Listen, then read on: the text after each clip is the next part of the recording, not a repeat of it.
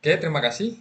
Kali ini saya akan mempraktekkan bagaimana kita membuat objek tiga dimensi secara sederhana saja.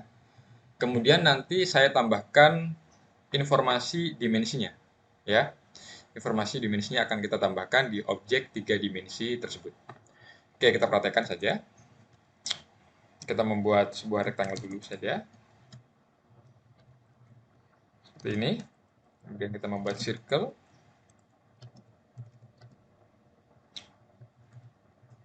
Kita membuat circle lagi.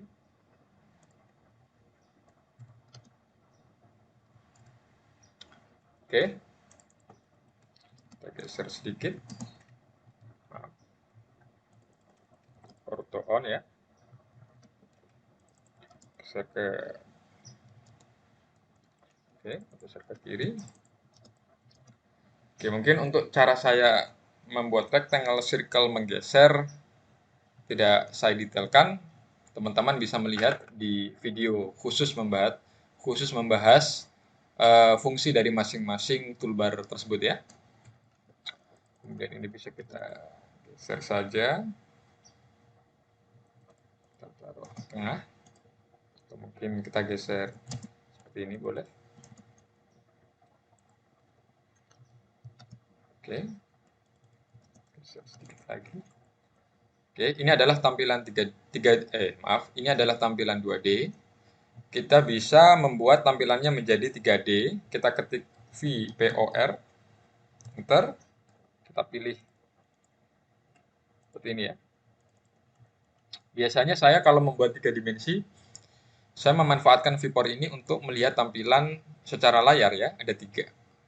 Oke, ini tampak atas, ini tampak minus V, enter, kita ketik F, enter. Dia tampak depan, front. Ya. Kemudian yang di sini minus V, enter, SE, enter. Dia tampak 3 dimensi. Oke, ini belum kita extrude, maka belum terlihat tampak. Oke, kemudian kita extrude, EXT, extrude semua saja. Ke atas, kita extrude 40 saja. Oke. Kemudian yang lingkaran besar ini, kita move ke atas, 40. Kemudian untuk melihat visual style yang lain, VSG, enter. Kita pilih, di sini ada pilihannya, ya. Kita pilih C, konseptual, akan terlihat seperti ini. Di sini tadi ada lingkaran, lingkarannya tertutup, kemudian kita lakukan subtract, SU, enter. Oke, terlubangi ya, untuk melihat secara orbit, ORB, nah, terlubangi ya. Oke, kemudian ini adalah dua benda yang berbeda, ini dan ini. Kita satukan ya. Oke, untuk memastikan ini dua benda yang tidak menyatu maksudnya ya. Ini kalau saya hapus, yang ini tidak terhapus. Ctrl Z mengembalikan, saya union, maka dia sudah menyatu. Oke. VSG untuk melihat di visual style yang lain, shaded seperti ini, atau bisa juga kita ganti warnanya seperti ini. Oke, kita sudah membuat 3 dimensi, sederhana sekali, tidak masalah. Ya, kita latihan dulu yang sederhana.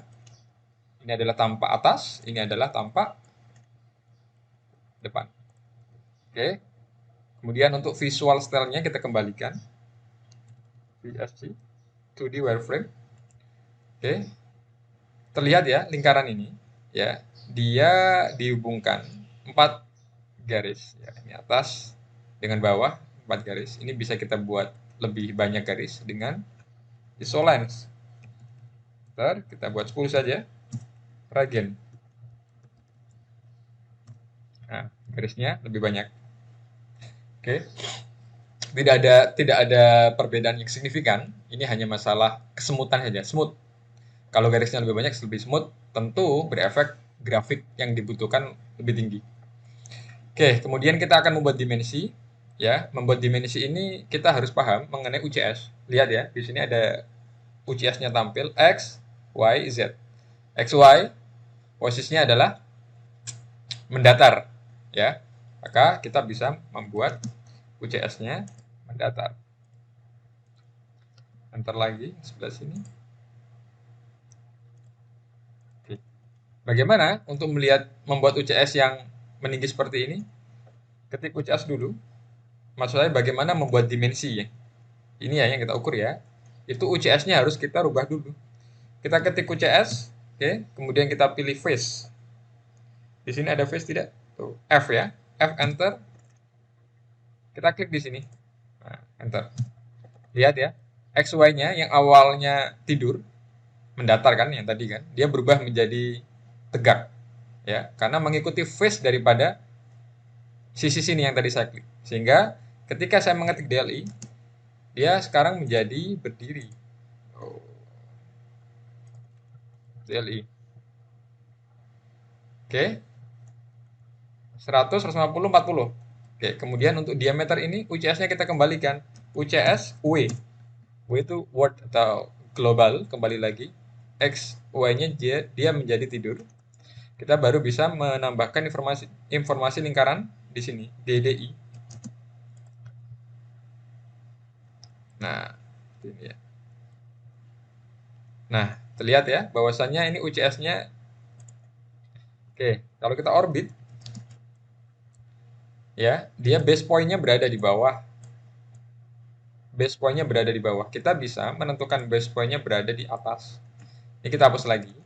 Kita ketik UCS, kita klik di sini, di atas sini ya. Nah, di sini saja, enter. Oke, UCS berada di atas top daripada lingkaran. Ketika kita mengukur DDI, oke, maka dia sudah beralih ke atas. Dari orbit bisa kelihatan. Nah, nempelnya di atas. Oke. Kita juga bisa memberikan dimensi dari tampak seperti ini. Nah, tampak top ya. Kita ukur DLI. Nah, ya. Kemudian yang ini.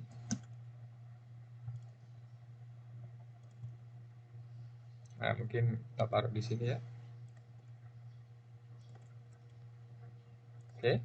DCO dengan lingkaran ini. Kemudian yang ini. Oke, yang ini bisa kita stretch sedikit. Maaf, yang ini saja. Oke, biar rapi. Kemudian DLI lagi. Yang ini dengan yang ini. DCO. Nah, ini hasilnya. Coba kita orbit. Tuh, ya kan? Jadi, efek daripada kita membuat objek di jendela ini tentu berefek pada jendela yang lain selama objeknya sama. Oke, kemudian di sini kita bisa memberikan informasi DDI lagi untuk diameter ya. Nah, oke. Oke. Kita membuat visual style yang lain coba. Oke. Visual style, kemudian ada informasi dimensi. Oke. Viewport-nya bisa kita kembalikan. VPOR tadi kita ketik, kita kembalikan single. Maka dia menjadi satu. Satu jendela saja. Oke. Kemudian untuk menjadikan perspektif, klik kanan. Oke. Maaf, ORB dulu, enter. Klik kanan, pilih perspektif. Pilih perspektif. Maka dia tampilannya perspektif. Skip. Oke, seperti itu ya. Jadi saya membuat objek 3 dimensi yang sederhana, beserta saya membuat dimensinya. Oke, terima kasih.